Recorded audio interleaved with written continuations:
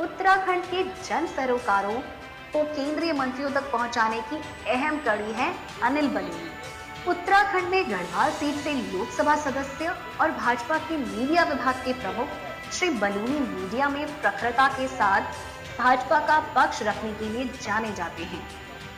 उत्तराखंड के लोगों को अपने पारंपरिक त्योहारों की ओर फिर से मोड़ने के लिए बलूनी ने अपना त्योहार अपना गांव अभियान शुरू किया था। श्री अनिल बलूनी के प्रयासों से उत्तराखंड में पत्रकारिता के सर्वोच्च संस्थान IIMC का कैंपस खुल रहा है। 5 साल में बलूनी ने उत्तराखंड के लिए 4 ट्रेनें चलवाई हैं। उन्हीं के कारण राज्य को 2 जनशताब्दी ट्रेनों की सौगात मिली। पौड़ी गढ़वाल में 1970 में जन्मे बलूनी पहले उत्तराखंड भाजपा के प्रवक्ता रहे। इसके बाद उन्हें दिल्ली में भाजपा प्रवक्ता की जिम्मेदारी दी गई। वह उत्तराखंड राज्य वन एवं पर्यावरण कमेटी के उपाध्यक्ष रहे हैं। प्रकृति प्रेमी श्री बलूनी की उत्तराखंड की वनस्पति और जीवों पर काफी पकड़ है।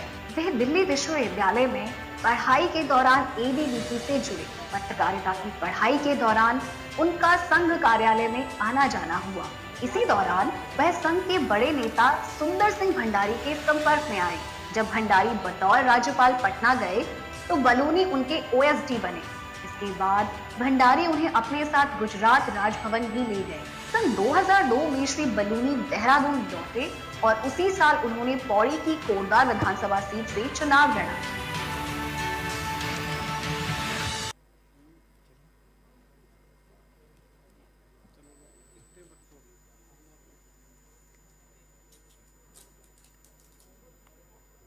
इस कार्यक्रम में उपस्थित सभी हमारे उत्तराखंड के माताएं बहनें साथियों, मंच पर विराजमान हम लोगों के लिए बहुत ही गौरवशाली आदरणीय जनरल अनिल चौहान जी, हमारे भारतीय जनता पार्टी के बहुत ही वरिष्ठ नेता मेरे बड़े भाई त्रिवेंद्र सिंह रावत जी, जनरल विकास लखेड़ा जी, चेतना जी,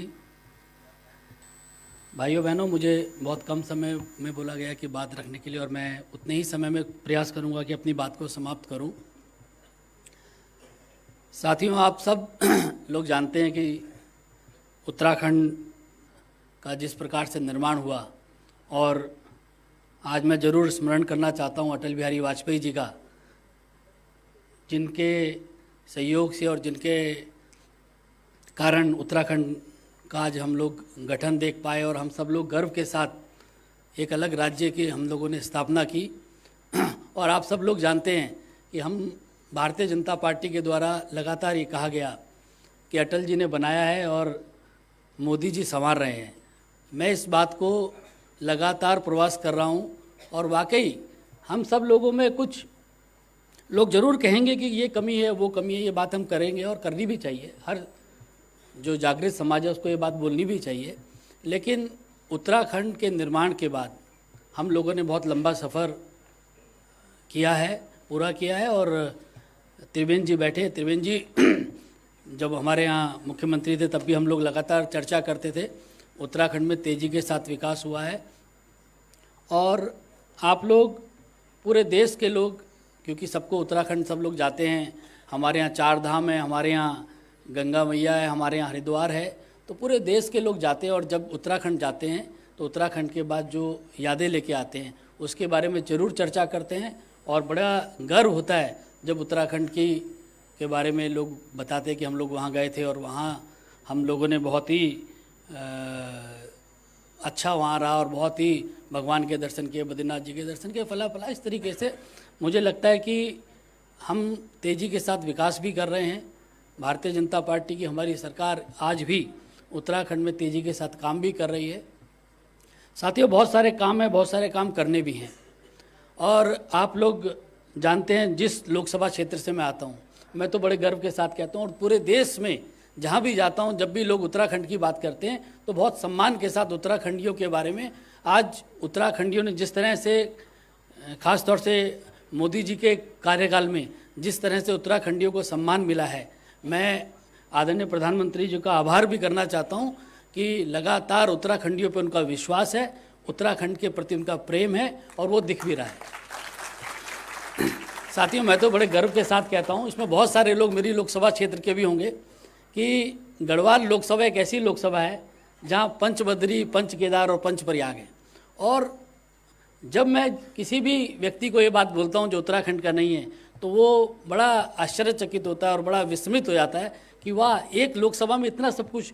आधा ऋषिकेश त्रिवेणी जी और हमारे बीच में एक बस चंद्रभागा नदी है, बीच में एक तरफ आधा ऋषिकेश त्रिवेणी जी के पास आधा ऋषिकेश मेरी लोकसभा है।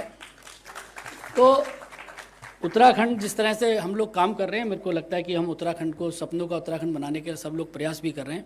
लेकिन साथियों, मैं आप लोगों के साथ एक छोटी सी बात कह के अपनी बात समाप्त करना चाहता हूँ कि उत्तराखंड हम लोगों ने बना लिया, उत्तराखंड विकास भी कर रहा है, लेकिन उत्तराखंड के सामने एक बहुत बड़ी चुनौती है। मैं उस चुनौती पे काम करने का प्रयास भी कर रहा हूँ और मुझे लगता है कि आप सब लोग भी उसमें साथ देंगे तो हम उस समस्या का समाधान में हम लोग आगे बढ़ पाएंगे। साथियों, आप लोग जानते हैं कि जिस प्रकार से पहाड़ में पलायन हो रहा है, जिस तरह से लोग लगातार पहाड़ से नीचे उतर रहे हैं, हमने जिस संकल्पना के साथ उत्तराखंड राज्य का गठन किया था, हमने जो सपना उत्तराखंड राज्य को के लिए देखा था, कहीं वो सपना खराब ना हो जाए, कहीं वो सपना ख़त्म ना हो जाए, इस बारे में आप सब लोगों को विचार करने की ज़रूरत है। साथियों, जब उत्तराखंड बना तो हम जो जिस जनपद से मैं आता हूँ, पौड़ी जनपद से, उस जिले में 8 विधानसभाएं थी और आज परिसीमन के बाद उसमें 6 विधानसभा रह गई हैं। आने वाले समय में हो सकता है कि 4 या 5 विधानसभा उसमें रह जाएं। इसी प्रकार चमोली जिले में 4 विधानसभा थी, आज 3 विधानसभा रह गई है। आने वाले समय में शायद वो 2 रह जाएं। टिहरी जिले में 7 विधानसभाएं थी, आज 6 रह गई हैं। अल्मोड़ा में भी विधानसभा कम हो रही है, नैनीताल में भी कम हो रही है, पिथौरागढ़ में भी कम हो रही है। साथियों, ये जरूर हम लोगों के सोचने का विषय है कि अगर इस प्रकार से लगातार ये गति से जारी रहा तो राजनीतिक प्रतिनिधित्व का क्या होगा, उत्तराखंड किस ओर जाएगा। अगर सारी सीटें मैदान में चली आएंगी तो उत्तराखंड की आवाज़ उठाने वाला कौन होगा। और ये सब लोग जानते हैं कि अगर राजनीतिक प्रतिनिधित्व कम होता गया तो निश्चित तौर पे पहाड़ की पीड़ा और पहाड़ के दर्द को बोलने वाला कौन रहेगा। साथियों, मैंने एक अभियान शुरू किया था, मैं अस्वस्थ हो गया, उसके बाद वो अभियान में थोड़ा रुकावट जरूर आई है, लेकिन मैं उसको फिर शुरू करने वाला हूँ। मैंने कहा था कि अपना वोट अपने गांव हम लोग बनाएंगे। आप सब लोगों से भी मेरा निवेदन है, सब यहाँ बहुत ही संभ्रांत लोग बैठे हैं, अगर हम लोग अपना वोट अपने गांव बनाएं और किसी ना किसी बहाने अपने गांव जाने लगे, कभी कोई कहे कि हम एक एनिवर्सरी अपनी वहाँ मनाएंगे, कोई कहे अपने बच्चे का जन्मदिन मनाएंगे, कोई कहे अपने बच्चे का एक विवाह वहाँ करेंगे, इस तरीके से अगर हम कुछ करेंगे तो पहाड़ में हम लोग रोक पाएंगे। साथियों, मैंने तय किया 1 जनवरी के बाद अपना वोट अपना गांव अभियान फिर से शुरू करना। साथियों, मैंने लक्ष्य रखा है कि अपनी लोकसभा में कुछ नहीं तो 1 लाख वोट बनवाऊंगा, जिससे कि कम से कम विधानसभाओं का पलायन रुक सके। आप सब लोग भी, मैं बड़े भाई त्रिवेणी जी से भी आग्रह करूंगा, बाकी लोगों से भी आग्रह करूंगा, सब लोग हम लोग मिलकर करेंगे तो निश्चित तौर पे बहुत सारे वोट बना पाएंगे पहाड़ पे और किसी तरह से राजनीतिक प्रतिनिधित्व का पलायन को रोक पाएंगे। अभी ये मंच में बहुत समय नहीं है चीज़ों को एक्सप्लेन करने का, कभी जरूर आप लोगों के साथ दोबारा से संवाद करेंगे। मेरा आप लोगों से यही आप लोगों से मेरा अनुरोध है कि आने वाले समय में इस बात पे विचार कीजिए, किस प्रकार से हम लोग वहाँ पर अधिक से अधिक मात्रा में वोट बनाएं और उत्तराखंड की जो संकल्पना है उसको साकार करें। बहुत बहुत धन्यवाद।